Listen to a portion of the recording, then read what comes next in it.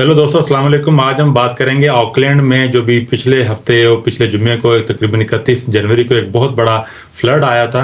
उस फ्लड के ऊपर बात करेंगे। जब आपने उसके विजुअल्स देखे होंगे तो आपको वहाँ पे बिल्कुल गाड़ियाँ तैरते हुए नजर आएंगी। वहाँ पे इतनी ज़्यादा जो स्लिप्स की वजह से भी जो घर पूरे के पूरे डिसलोकेट हो गए थे, उसके ऊपर भी बात करेंगे। जो हलाकतें हुई, तकरीबन वो 4 लोग उसमें हलाक भी हुए थे और हज़ारों उसमें घर मुतासर हुए थे। इतने ज़्यादा मुतासर हुए थे, तकरीबन कई जो फैमिलीज थी उनको उनके घरों से निकाल के एक टेम्परेरी हाउसिंग में उनको रखना पड़ा था।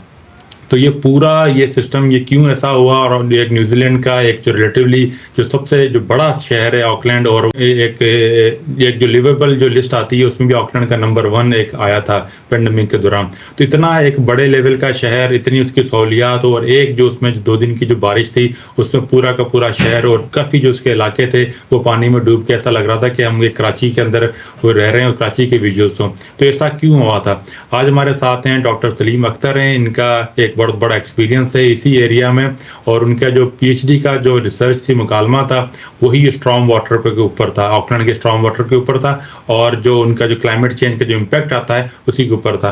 और एक बहुत बड़े इंटरनेशनल इदारे यही कॉम के साथ वो मुंसलिक हैं, क्लाइमेट चेंज के भी एक्सपर्ट हैं। तो और उन्होंने इसके ऊपर जो डैमेज असेसमेंट है उसके ऊपर भी काम किया। तो आज उनसे हम थोड़ी सी बात करेंगे कि इसकी असल वजूहत क्या थी और कितना इसका डैमेज हुआ था, और आगे का यहाँ से क्या होगा ऑकलैंड के लिए। अस्सलाम वालेकुम सलीम भाई, कैसे हैं? ठीक ठाक? वालेकुम सलाम जी, ठीक ठाक खैरियत अल्हम्दुलिल्लाह। आप सुनाएं कैसे हैं? ठीक है। बहुत बहुत शुक्रिया। आज तो सलीम भाई थोड़े से फिगर्स हैं आपके पास? ये जो फ्लड आया था ऑकलैंड की जो हिस्ट्री का ऑलमोस्ट सबसे बड़ा, रिसेंट हिस्ट्री का सबसे बड़ा फ्लड था, क्या था और क्या नंबर्स हैं, कितने लोग इम्पेक्ट हुए, हाउसेज वगैरह, डैमेजेस वगैरह, कुछ है नंबर्स आपके पास? हाँ जी, सबसे पहले तो हमें ये देखना पड़ेगा कि ये फ्लड क्यों आया, क्योंकि ये जो रेनफॉल हुई है पिछले हफ्ते, ये तकरीबन 539 मिलीमीटर रेनफॉल हुई है ओवरऑल जनवरी के अंदर। और एक ही दिन के अंदर जो है ना, फ्राइडे को हमने जो है ना 249 मिलीमीटर रिकॉर्ड किया है 24 आवर्स के अंदर।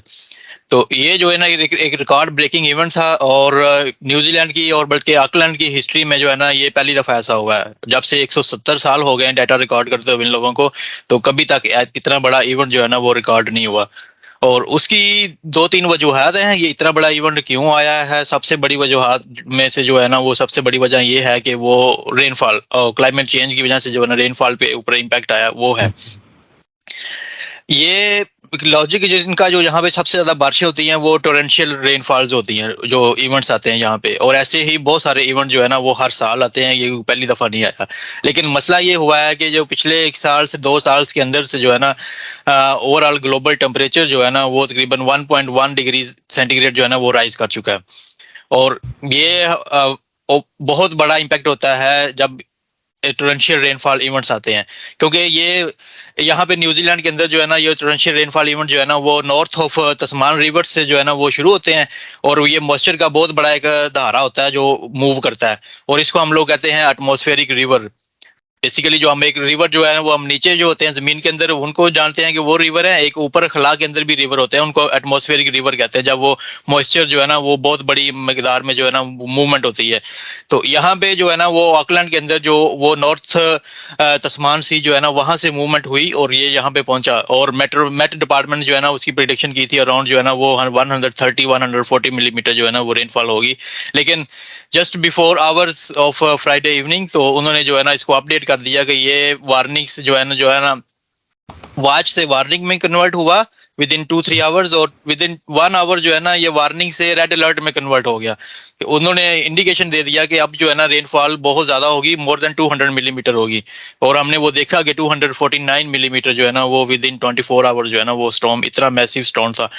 और इससे जो है ना वो फिर ऑकलैंड के बहुत सारे सबर्ब्स जो है ना वो 1950s 1960s और 70 में डेवलप हुए हैं, वो वाले सबर्ब जो है ना वो पर्टिकुलरली हिट हुए हैं, क्योंकि वहां पे स्टॉर्म वाटर इंफ्रास्ट्रक्चर जो है ना, एक तो वो पुराना डिजाइन हुआ है 10 ईयर्स रेनफॉल स्टॉर्म इवेंट पे, और दूसरा ये कि वो एजिंग हो गया है, पुराना बहुत हो गया है, उनके अंदर कैपेसिटी जो है ना वो मिनिमाइज हो चुकी है। उसकी वजह से जो है ना वो एक बहुत शिद्दत का सैलाब की सूरत में जो है ना वो हमें नजर आया। उससे बहुत सारे हाउसेज जो है ना वो इम्पैक्ट हुए हैं।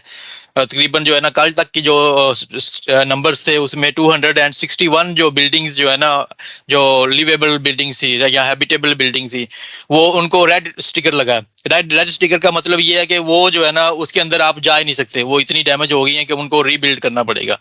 ठीक हो गया। और 1478 बिल्डिंग्स ऐसी हैं कि जिनके ऊपर ना येलो स्टिकर लगा है। उसके मतलब ये है कि वो मोर देन 60-70% जो है ना वो डैमेज हुई है, लेकिन फिर भी जो है ना उनके ऊपर काम करके तो उनको वापस जो है ना हैबिटेबल बनाया जा सकता है। और बिल्डिंग्स और कमर्शियल बिल्डिंग और बाकी जो इम्पैक्ट्स हैं वो इसके अलावा हैं, और वो बहुत मैसिव किस्म के इम्पैक्ट्स हैं, स्मॉल बिजनेस और मेजर बिजनेस। जो हम लोग मतलब असेसमेंट करने के लिए गए थे नॉर्थ शोर के अंदर लास्ट ट्यूसडे को, तो हमने देखा कि वहां पे नॉर्थ शोर में जो BMW का शोरूम था और लैंड रोवर का शोरूम था, जो वो करस्पॉन्डिंग जो नियर बाय था उसके पैक एंड सेव के, वो सारे जो है ना वो हमें वहां पे जो ऑनर्स जो थे या मुलाजिम लोग थे वहां पे, वो बता रहे थे कि water was up to the bumper of all the BMWs in the store, so they were massively hit by the storm.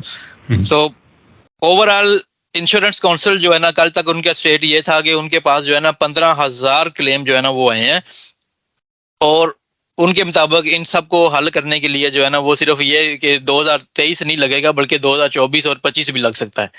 तो इतना मैसिव जो है ना वो डैमेज हुआ है इस तो सैलाब की वजह से। तो थोड़ा सा मैं इतना वापस चलते हैं। तो आपने वो जिक्र किया कि ये जो टॉरेंशियल जो रेन है और ये तस्मानसी एक ऑस्ट्रेलिया और न्यूजीलैंड के बीच में का जो इलाका है उसको कहते हैं तस्मान, एक वॉयजर था उसके नाम पे। तो आपने कहा जो वो ये जो रिवर, मतलब कि इतना ज़्यादा पानी मॉइस्चर इतना ज़्यादा ऊपर होता है कि एक रिवर की आपने उसमें मिसाल दी है कि उसको रिवर के ऊपर कंसीडर करते हैं कि ऊपर आसमान में।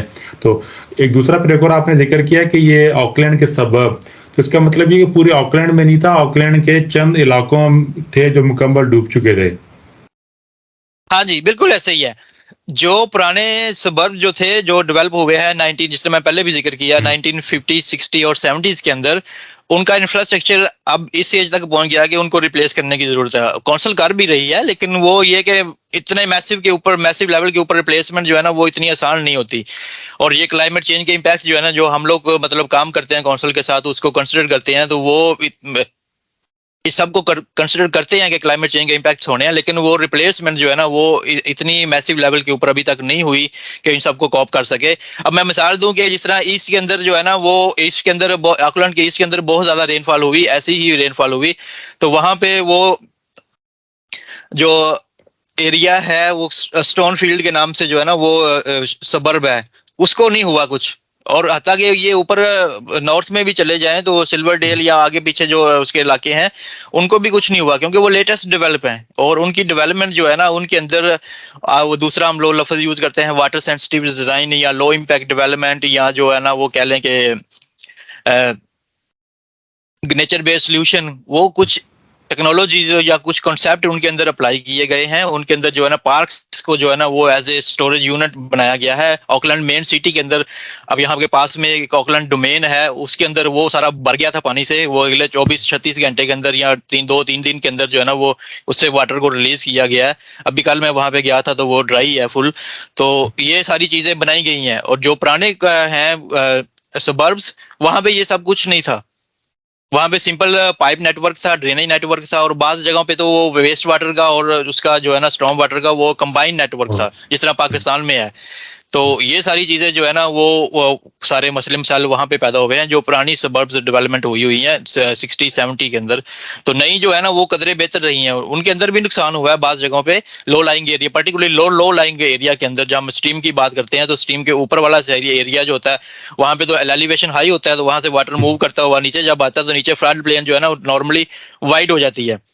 अब जब हम अर्बन डेवलपमेंट करते हैं तो उसको नैरो कर देते हैं और उसके अंदर हम कहते हैं कि ये जो पाइप हमने डिजाइन किया है वो इस इवेंट को लेकर चला जाएगा। और ये हमने देखा उधर पुहिनोई के अंदर जो है ना ऐसे कुछ फार्मर थे, उनके अंदर उनके साथ ऐसा हुआ कि वो नॉर्मल जो इवेंट होते हैं वो जो उनका ड्रेन आउटलेट है वो उसको कैरी कर लेता है, लेकिन ये इतना मैसिव किस्म का था और इसको हम डिक्लेयर कर रहे हैं कि ये वंस इन 250 ईयर्स इवेंट था। मतलब 250 साल में एक बार आने वाला इवेंट था। तो ये इतना बड़ा इवेंट था कि वो सारे जो उसके जो हमने वो सबर्ब के अंदर जो है ना वो उनको करके पेव करके वहां पे बिल्डिंग्स बनाई हुई थी, वो सारी जो है ना वो बह गई। और वो सारे जो लोग जो वहां पे रह रहे थे, सारे जो उनको लोगों को इवैक्यूएट करना पड़ा इन दी एंड जो है। हम्म, इसको इसको थोड़ा इस तरह थोड़ा सा समराइज करते हैं कि एक 250 ईयर्स में का जो इवेंट था, 250 वन इन 250 ईयर्स का मतलब है कि 200-250 में एक मर्तबा आने वाला इवेंट आप कह सकते हैं उसके। तो ये बहुत मैसिव फ्लडिंग होती है, मतलब कि यूजुअली होता है 1 in 50, 1 in 100, एक जो भी आप जो मैप वगैरह मिलता है 1 in 100 ईयर फ्लडिंग होती है। तो 100-250 का ईयर, एक तो मैसिव किस्म की फ्लडिंग। और दूसरा फिर ऑकलैंड का जो टेरेन है वो फ्लैट नहीं है। जो दूसरे सिटी हैं, जैसे जिस सिटी में मैं हूँ बिल्कुल फ्लैट टेरेन है, ऑकलैंड है। तो ऑकलैंड का टेरेन फ्लैट नहीं है, इसकी जो टोपोग्राफी है ये ऊपर नीचे, इसमें लो लेइंग एरियाज भी हैं और दूसरे। और फिर दूसरा ये कि ऑकलैंड जैसे न्यूजीलैंड का हिस्टोरिक और सबसे बड़ा सिटी भी है, तो उसमें जो डेवलपमेंट है वो बहुत पुरानी पुरानी डेवलपमेंट भी, कई ऐसे आपको घर मिलेंगे जो कि 100 साल पुराने घर भी होंगे। तो ऐसे कई ऐसे नेबरहुड्स हैं जो कि 50 साल और 60 साल पुराने। तो सर डॉक्टर साहब ये बता रहे हैं कि जैसे कुछ ऐसे नेबरहुड हैं जो कि लो लेंगे भी हैं, और उनका जो इंफ्रास्ट्रक्चर है जो पानी के निकासी का, वो तकरीबन 70 साल पुराना है, 80 साल पुराना है, 60 साल पुराना है। तो 3-4 चीज़ें सारी इसमें आके मिक्स हो गई। हाईएस्ट अमाउंट ऑफ रेन हुआ, और लो लेइंग एरिया, और जो उसका जो कैपेसिटी थी बहुत पुरानी थी वो उसको निकाल नहीं सका। तो ये सही मैंने कंक्लूड किया है सलीम भाई? हाँ जी, बिल्कुल, बिल्कुल ठीक है, बिजा फरमाया आपने, ऐसा ही हुआ है। मतलब इसमें 70s की डेवलपमेंट में जो सबसे ज़्यादा इम्पैक्ट हुआ है वो वैरो वैली जो है ना वो है नॉर्थ में। तो वहाँ पे ये बीएमडब्ल्यू और लैंड रोवर और पैकेंट से वो सारी जो पिक्चर्स हमने देखी हैं वो वहाँ पे एग्जिस्ट करती हैं। तो वो खुद मैंने विजिट की जब हम लोग फ्लड असेसमेंट के लिए गए। तो हमने देखा कि मतलब जो है ना वो मोर देन लाइक 2 मीटर जो है ना वो कह लें कि वाटर वहाँ पे था। उसके ओके। बेड से आप देखें तो इतना ज्यादा जो है ना वो पिक्चर्स अगर मैं आपके साथ शेयर कर पाऊंगा बाद में, तो आप देखना उसके अंदर। तो वो मतलब जो है ना इतना ज्यादा पानी था कि बंदा खड़ा हो तो उसके तकरीबन जो है ना गर्दन तक पानी आ जाए, इतना वो लो लाइंग एरिया था। और उसकी कैपेसिटी इतनी अंडरमाइन हो चुकी है कि वो उसको कैरी नहीं कर सका।